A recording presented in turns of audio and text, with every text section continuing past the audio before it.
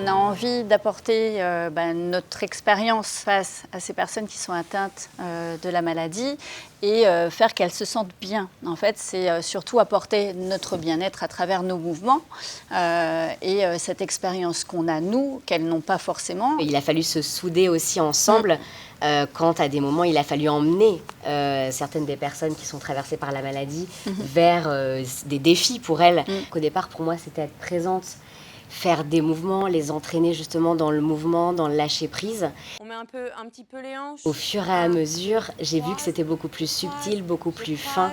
C'est déceler, j'allais dire aussi des failles, des manques de confiance et venir les adoucir, se mettre en proximité. Ça implique aussi du coup de dévoiler ses propres vulnérabilités parce qu'on n'est pas toujours à l'aise dans ces situations. On va oublier la maladie.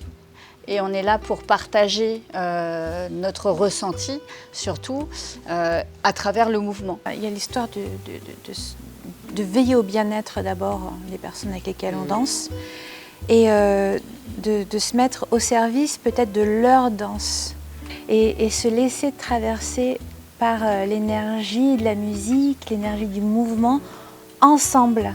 Et elle nous donne énormément. Et parfois, on apporte juste la petite dose d'énergie du début pour initier le truc. Et finalement, le plus d'énergie, c'est pas nous qui l'apportons par la suite. Ce sont voilà. les adhérents. Voilà. Ouais. Elle nous le renvoie tellement que moi, ça m'aide personnellement à me dépasser et à faire des choses que je n'aurais jamais faites si on n'avait pas été ensemble. Donc c'est vraiment un rendez-vous. C'est comme un rendez-vous. Donc il n'y a aucun inconvénient là-dedans.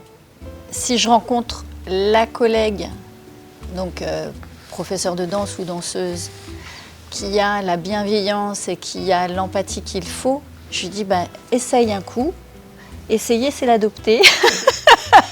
Non mais c'est ça, c'est vrai. Mais à partir du moment effectivement où on a comme priorité de chercher à faire grandir les personnes, quand on est dans cette optique-là en tant qu'enseignant, je dis, te pose pas de questions, viens, tente, tu vas aimer. C'est une source d'épanouissement pour tout le monde en fait, pour l'enseignant, pour les bénévoles et pour les personnes qui participent parce qu'elles traversent la maladie.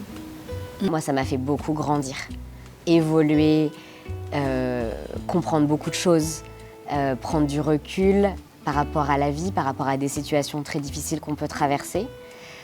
C'est comme si ça avait pu me préparer en fait à traverser plus doucement des moments justement difficiles et donc ça permet aussi de se raccrocher à ça. C'est l'aventure humaine avec un grand A